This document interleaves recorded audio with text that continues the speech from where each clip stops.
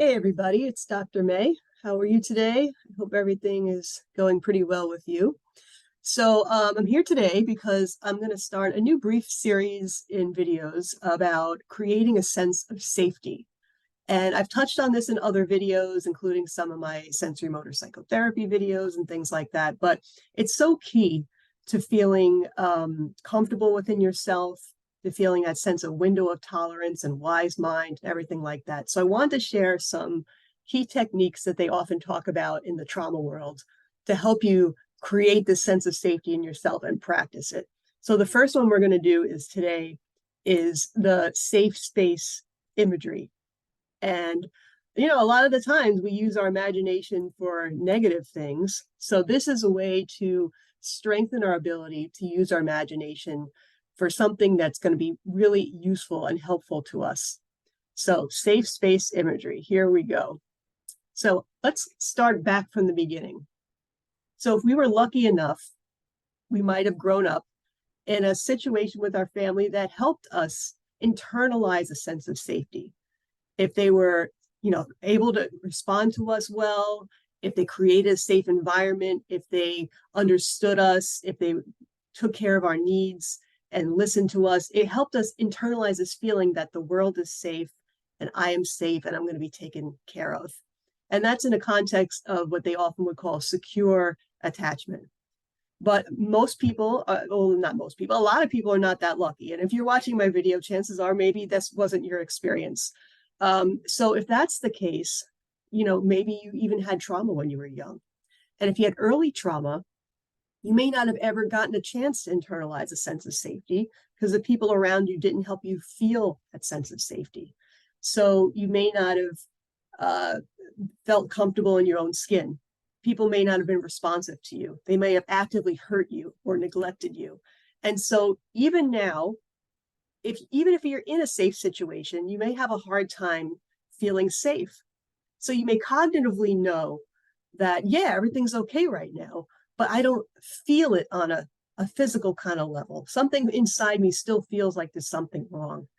And that's creates what they call faulty neuroception in sensory motor psychotherapy, where I was talking about that in one of my videos. So it's sort of like you may have a hard time gauging what's safe and what's not safe. You might feel unsafe even when you're in a safe situation, and you might feel safe and miss cues of danger when you should sense danger.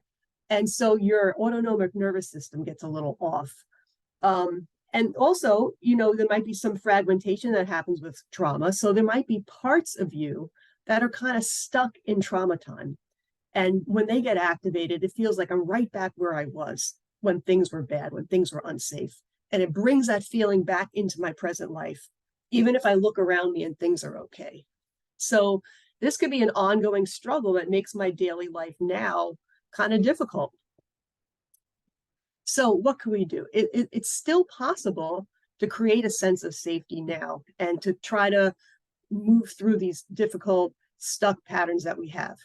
So one of the ways to do this is by practicing this safe space imagery. So it's a way of using our imagination for good, for this helpful purpose.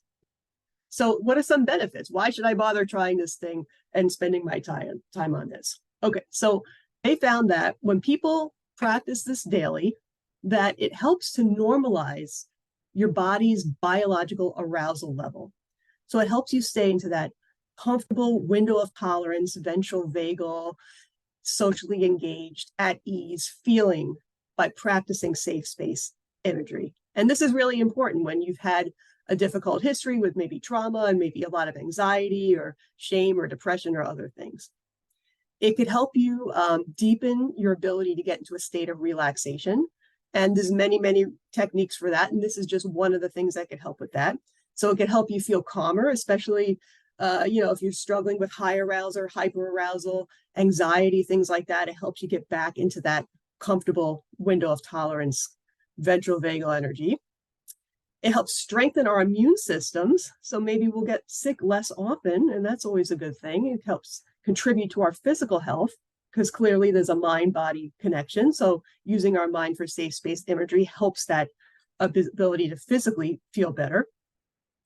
And it builds a foundation of security and confidence, which maybe we didn't have before. So practicing this shapes our nervous system and our brain to a safe feeling, so we could take that with us, especially when we need it.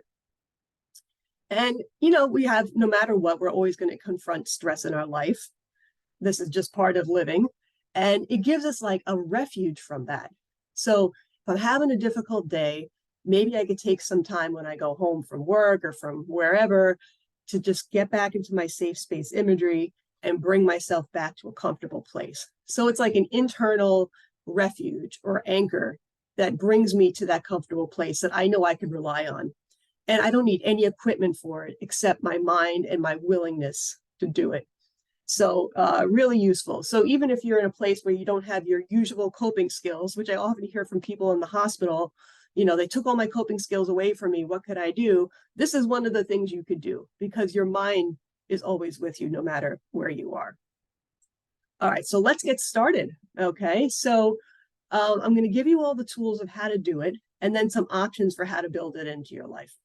So the first thing you would do is start by imagining a place. So this could be a real place you've actually been to, or something that you completely made up in your imagination, or maybe something you've seen a picture of or seen on TV or a movie. So it could be anything. But it's important that it may be not from your childhood if you had a difficult childhood. So you don't want to have it contaminated with things that are going to bring up uncomfortable feelings. You want it to be a purely safe, comfortable, relaxing place, not something that has other associations to it. Okay. It should be a private place that only you know about and that no one else could intrude upon. And if anyone's in it, it would only be with your permission. So it's just for you. This is something that you're doing for yourself and your own well-being. And you could imagine, going to your space and being replenished, being filled with good feelings like compassion, safety, calmness, serenity, soothing, or care. Any of those kind of positive things, or other things I'm not even thinking about right now.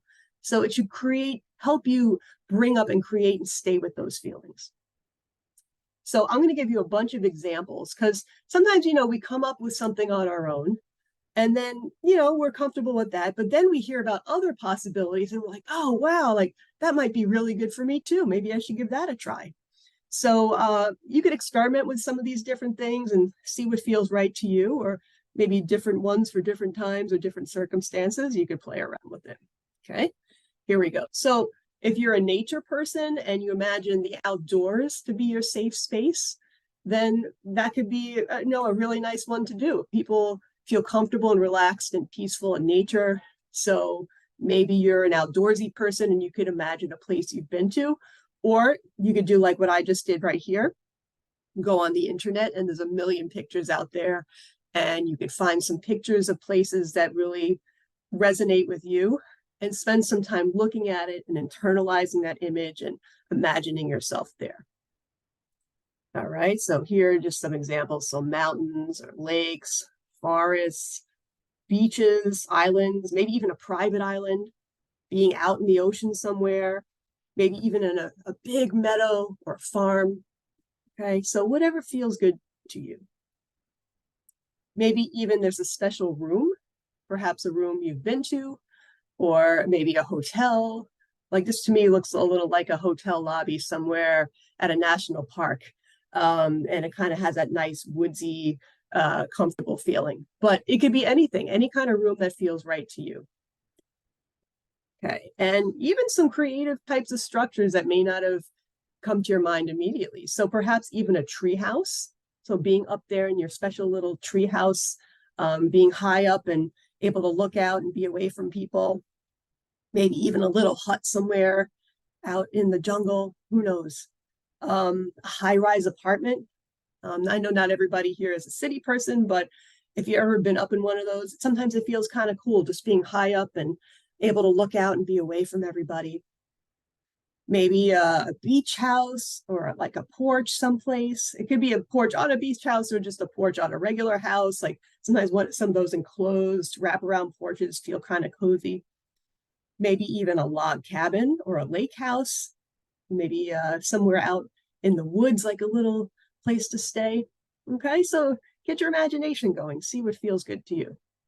Here's one that I sometimes actually think about myself. So maybe you have your favorite TV show or a comfort show or a movie you've seen 20 times, and imagining yourself there would actually feel kind of good. So these are three of my picks because I happen to like these shows. So the first one is from Seinfeld, and the second on the left is Golden Girls, which to me is a very like comforting kind of a show, you know, a nice camaraderie with the older ladies.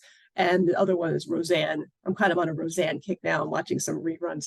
So, you know, maybe something like that, or, you know, just you can even find pictures on the internet, just type in the show or the movie of your choice.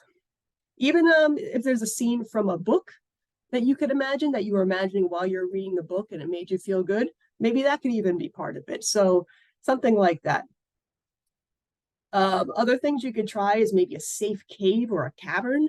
So you're just underground, you're away from everybody, you're surrounded by this beautiful, quiet, dark cave.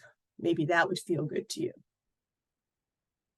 Even a hot air balloon. So you're floating above everything, you're away from people, but you still could watch. And you're in this space by yourself, and you just kind of, you know, in this peaceful atmosphere. Even, and if Earth is too hard for you, which sometimes it can be, imagine yourself in your own private spacecraft, out in outer space, away from Earth, away from all the associations you have here. Maybe there's a special planet that's just yours, that only you know about, and you're on this planet looking out at the stars by yourself, feeling like you have your space to just be you. Even underwater things might be really nice. Like if you can imagine scuba diving, or maybe you've snorkeled or scuba dived before, just being underwater, away from all the hubbub on Earth might feel nice, and looking at the beautiful fish and the corals and all the nice underwater things. Perhaps even an underwater home where you're kind of deep down and quiet, and just looking out at the fish and the scenery, kind of like in those pictures down there. I really wonder where that is. It looks pretty cool, but I have no idea where those are from. But I just typed underwater home, and there it was. So I guess it even exists somewhere. Who knows? Okay, so once you decide the place you want to practice on today, I mean, you might eventually come to a favorite place that you're always coming back to, but in the beginning, maybe you want to experiment, try different things. So try to flesh it out in your mind and really put yourself there by exploring it with your senses. So as you go through your senses, try to elaborate on it and imagine it from those senses. So first, we're going to really use our sight, look around, look at all the details of everything that's there. So maybe even things like the colors or the sights or the time of day or anyone or anything that's with you. If there's any kind of familiar smells there, maybe that would feel nice. Like, oh, maybe it's fresh baked bread or coffee, and that smells really good. Or the smell of the forest and nature, things like that. You can think about what you're hearing. So perhaps silence, or even nature sounds, or maybe there's some music playing that feels really nice. And along with the here, I'm just going to piggyback this in there. In the EMDR world, they kind of suggest that you also could link this whole scene with like a positive statement or a mantra. So let's say it's just my underwater home. It's my underwater home. Or you just say something that kind of anchors you there and reinforces all the good feelings you're having being in that space. So you could try adding that as well. Taste may or may not be applicable. Maybe you're eating something or drinking something while you're there. It may not be appropriate to, you know, lick the plants or whatever, but, you know, if taste is applicable, you could use taste, okay? It's up to you. Touch or physical, you notice what you're doing there. Am I moving around? Am I sitting or laying down? Is there objects I'm able to feel or touch? Maybe the solidity of the walls in a certain room, or maybe the feel of trees or the plants, if I'm in nature. I could ask myself, what's the temperature of this place? Is it just the right temperature for me? And what is that? How do I feel physically in this place? Like, am I noticing any calm in myself or any, you know, tension left, or what's going on with me? Am I able to feel that safety? And emotionally related to that, like, how am I emotionally feeling? Has there been any shift since before I started the imagination exercise here or to now? Am I feeling a little bit better, even 10% better? Okay, so you can use all these senses and go back and forth and, keep exploring it as much as you'd like. Another thing you could do, because you're the creator of your safe space, is if you look around it and you realize there's other things that you want in it, you could use your imagination to add these extra things to make it even better, even more relaxing, even more pleasant. So I might say, you know what? I could really use some special healing light or music, and then see how it feels when that comes online. Maybe, you know what? I really want my dog with me. Oh, okay. So now my dog is with me. Or maybe there's another special animal, real or imagined, that I want with me. Or perhaps I want to share this place with a trusted person in my life, or real or imagined, that I want that person in my space with me. So that could be added or subtracted if you like. And one of the authors that I'll talk about later, Joanne Twombly, talked about Ativan air. Okay, so you don't have to, use that term exactly, but she said it's just like imagining that with every breath I take, there's like something special in it that makes me feel even more relaxed and calm. Just like Ativan is a medication you would take to reduce your anxiety and feel calmer. So imagine it's just the air itself. Every time I breathe in, I feel a little more relaxed and calm. Okay, so maybe that power of suggestion could help a little as well. Or maybe there's even some items I want with me in my safe space. So what are my favorite items that would make it even better? Maybe a special blanket or a cup of tea or a game or something playing on the movies that I like to watch, or a scented candle, or what is it that would even make it better? All right, then because safety and protection go hand in hand, I might feel like I want to add something to my safe space to make it even more safe, even more comfortable. So Joanne Twombly suggests soundproofing. So what if you imagine like painting the walls, or, putting something around you in a space that prevents you from hearing unpleasant things in your atmosphere. So maybe you don't hear people saying things that bother you. You don't imagine intrusive noise. All of that's silence. Anything you don't want to hear is silenced out, and everything you do want to hear is allowed in. Even, she suggested, feeling proofing. So what if I painted the walls or put some kind of bubble around me that prevented any bad feelings from other people or from the environment from entering my safe space, and kept out all those anxieties and all the problems, and kept all the bad feelings out. Okay, so that might be something that helps a lot too, because maybe, I'm normally in an environment where I'm soaking up other people's feelings and all their stress and all their negativity. Other times it might feel even more safe if I imagine a fence or a high wall being around it, or maybe some kind of force field or an alarm system. So if anything or anyone tried to intrude, the alarm would go off and they'd be scared away. So that might make it feel even more secure. Another thing I could think of is that I might want a special safe space for different purposes. So I have different ones for different parts of myself, or for different types of feelings I have, or for different circumstances. So it's almost like in this house picture here, maybe each room is for a different purpose, for a different circumstance or part of myself. So it could be like that, or it could be completely different spaces for different things. So I'm going to elaborate on this in the next few slides. So one could be called like a process safe space. So it's a space where something is meant to happen and take place and evolve in that space. So let's say there's a part of myself that's feeling really dysregulated, upset, stressed out, scared, and I have a special place for that part of myself or that emotion to go where they can move through that feeling and start to feel better. So like a child part of me might be really scared about something or really upset. So I can imagine that child part going to this special place, and it's set up for that child part to feel better. And so if something's about to evolve, or maybe I'm putting a part of myself in a special place to gain an insight. And it's going to think things through without blaming myself and work on something until it feels a little bit more resolved. And that safe space is designed to help them come to a certain level of acceptance or resolution. Okay, so whatever the process is that you want to accomplish, there might be a space that captures that for you or helps to enable that to happen. Okay, so I did emphasize protection before, like with the walls and the security systems and things like that. But there might be a special place I set aside for parts of myself that feel kind of dangerous. Like if I get really angry, I might be afraid of my own anger. I might be afraid that I'm going to let loose and say or do something that's going to harm other people or ruin a relationship or get me in trouble.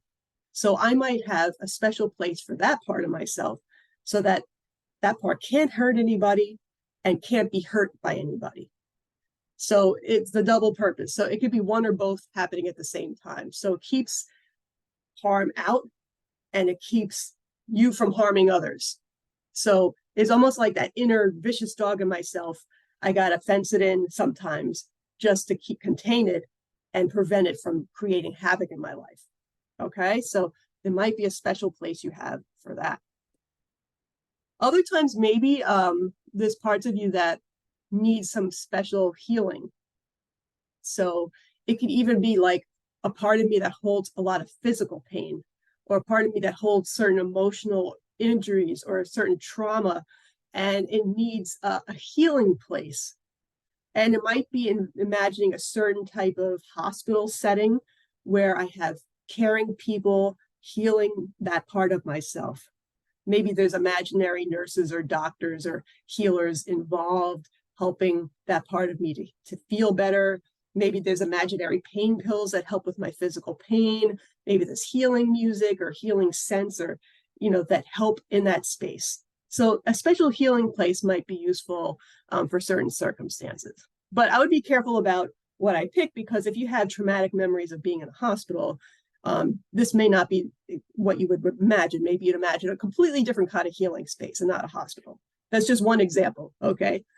Okay, so another way you can imagine it is that you could use this is a refuge for vulnerable or fearful parts of you. Sorry, I tripped on that word for a minute. So if this part of you that's really scared, anxious, feeling very childlike or young, or can't handle things, maybe there's a special place, maybe even like a nursery, where that part could go to calm down and feel better. And sometimes in your adult life, you have to do things that would trigger parts of you that feel very young and very fearful. So for example, maybe if you had a trauma history, especially like having sex could be very triggering. It could bring out times from your past, maybe you were sexually abused. And so that child part gets very upset and very scared if as an adult, you're trying to have sex with a safe partner. So you might have that scared part of you take a refuge in a special safe place so that you could do your adult thing without that part worrying or interfering or having to be part of that. Or maybe I have a very difficult meeting with a boss that's a little intimidating, that feels very powerful, that is very stern. And there's part of me that's really scared of this person, and that could really fall apart in that circumstance. So I might have that scared part of me step aside and take refuge in this special place while the adult me handles the boss and can stay in a more wise mind place without that fearful part involved. Okay. Other types of circumstances, going for a gynecological exam, going for a dental exam, parenting your children. So doing certain grown-up things where it would be better not to have little parts of you that are really scared involved. And you could have them sit aside while that happens. Okay. Another thing is that if the younger parts of you are not comfortable being part of your life, but you eventually are trying to work on integration, they could kind of have a safe space lookout where they're kind of looking into the present, but not completely involved. So they could take some peeks at it and see how you, the adult, are handling it. So they eventually might be willing to join you and be present with you as a whole self. But they're not ready yet. So before they're ready, they might just look out and get a little sense of it from a safe location. Okay, so this is kind of cool. So if you've practiced your safe space imagery for a while and you're getting the hang of that, you could try to use the feelings you get from the safe space and imagine that they're all contained in a sort of a personal bubble. And then you could take that bubble with you in your everyday life. So let's say, I see that girl's in the city over there. So let's say she's kind of nervous in crowds, and walking through the city in a crowded space would be kind of anxiety provoking. But she's been practicing her safe space imagery and thinks that if I could just take those safe feelings with me, I could walk through the crowded city without getting too anxious. So she pictures all those good things and imagines that they're portable, that they're with her in this imaginary force field bubble, and it's keeping out all the anxiety of the crowd and keeping in all the good, safe, comfortable feelings. And it helps her navigate through her world in this safe bubble that helps her get through it. And you could also imagine that it has the feeling proofing or sound proofing, or maybe even a volume button, so not too much noise or disturbance is available to come in to bother you. You could adjust the size of the bubble. Imagine it keeps the good vibes in, the bad vibes out, but there's still plenty of air to breathe. So you're not suffocating in a bubble and feeling claustrophobic. It still feels very nice and pleasant.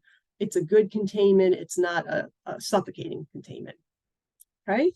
So just another option for you. All right, so troubleshooting. So, you might struggle with certain aspects of this exercise. So we're going to go through a few things you could try if you're struggling. So first, just the word safe could be triggering for you, especially if you grew up not feeling safe. And so if that's the case, you don't have to use that word, okay? I know this is called safe space imagery, but you could call it something else that feels better for you. So you could say it's a pleasant place or a calm place, a place where I feel understood and accepted, where I'm not alone, or where I am alone, or I know I won't be disturbed. I could use different adjectives that feel manageable if safe isn't the one. So no problem. Don't worry about that. And if part of the struggle is, I don't even know what safe feels like, that might be true. But maybe if you think back in your memory to recent or past, there might be a time when you felt a little less unsafe. So you could start with that as a starting point and then see where it goes from there. See if you could make it one notch safer than the less unsafe feeling that you had. Okay? So just be patient with yourself. It might be hard, and that could be understandable, but don't let it stop you. Okay? Okay. Another thing that can happen is that, I'm trying to imagine my safe space, I'm going through it, and now all of a sudden there's some kind of unwanted intrusion in the space that I wasn't planning for. So all of a sudden there's a person that's really disturbing me, or a noise, or an image, or something comes up that is making me feel like something's not right. So remember that you have full control over this process. So if you want to stay with it, one thing you could do is imagine looking around your safe space, and then something is going to appear to you, and then that thing will help. So imagine all of a sudden I see or hear or smell, taste, or touch something that, oh, now all of a sudden this is a little bit better. Oh, now that seems to help me. Okay, so that'll come. Or maybe even a thought will come to you that, oh yeah, now I could think this, and then it makes the intrusion better. Or it reminds me of some kind of affirmation that will bring me back into a calmer, safer space myself. Or I could, I'm the creator of this place, I could add something that'll help. or I could subtract something that's not helpful. So maybe I want to add something like a friendly guard dog, and that'll keep away a bad influence, or some kind of force field, or that's the bubble imagery, and that'll feel a little bit better. Maybe I want to build a wall around it. Maybe I want to subtract a sound that I don't like, or subtract an image that I don't like. So I could add and subtract, cut and paste, however I want to make the space better. And if none of this works, you could always exit the exercise. You don't have to force yourself to stay with it and be uncomfortable, because you don't want to reinforce a negative experience. You want this to be positive. So even if you could only keep with the good for a couple of minutes or a minute, it's better than zero, and it's still building in this practice. Okay, but remember that you could add and subtract things that make the space better. Okay, some other tips. It's good to practice this every day. And remember, you take your imagination with you. So you could do it anywhere. You could do it during the commercials while you're watching a TV show. You could, do it while you're sitting in the waiting room of a doctor's office. You can do it on your lunch break. Or you can do it while you're taking a walk. Whatever works for you. I mean, but don't do it in a place where it's going to get you in a car crash or something. I mean, you got to be present when you need to be present. But if you catch a minute or two here or there or longer, it's good to reinforce that. It builds new connections in your brain when you practice it on a regular basis. And it also feels good, so why not, okay? And the first thing you could try is do it when you're calm and you're focused and you feel like you could have some success. Don't start doing it when you're in your worst state of mind, because it's going to be very, very hard. If you practice it when you're calm, it'll be so much easier to then later apply it when you're stressed, okay? So it's like, don't learn to sail a ship in a windstorm. Learn how to sail a ship in a sunny day with calm winds and everything like that. Okay, so once you get the hang of it a little bit, do your safe space, get fully in the image, then picture yourself in the recent stressor, and then go back to the safe space. See if you have the power to move back and forth, pendulate between a stressor and the safe space, feeling a little stressed and then feeling a little calm. And it gives you that sense of control. Like, I had this tool that could help me do this. So I'm going to practice having some power over what comes through my mind and how I'm feeling. Other things, if you're an artist or not, well, you can still try it. Try to draw or paint your safe space, or color something like an adult coloring sheet that kind of creates a safe space image that you think would be a good one, because it connects you to it in a deeper way. Like I like to paint, I do watercolors, and when I paint a scene, it puts me deeper into that scene. I've even found that doing jigsaw puzzles, even digital jigsaw puzzles, kind of connects me to the image in a different kind of a way because I'm involved with it.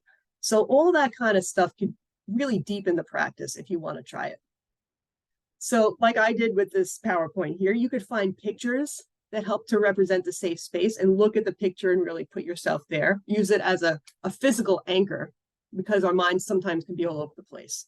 Maybe there's even some music if you're more of an auditory person, that when you hear this particular song, it gets you in the right frame of mind and helps this whole imagery come together for you.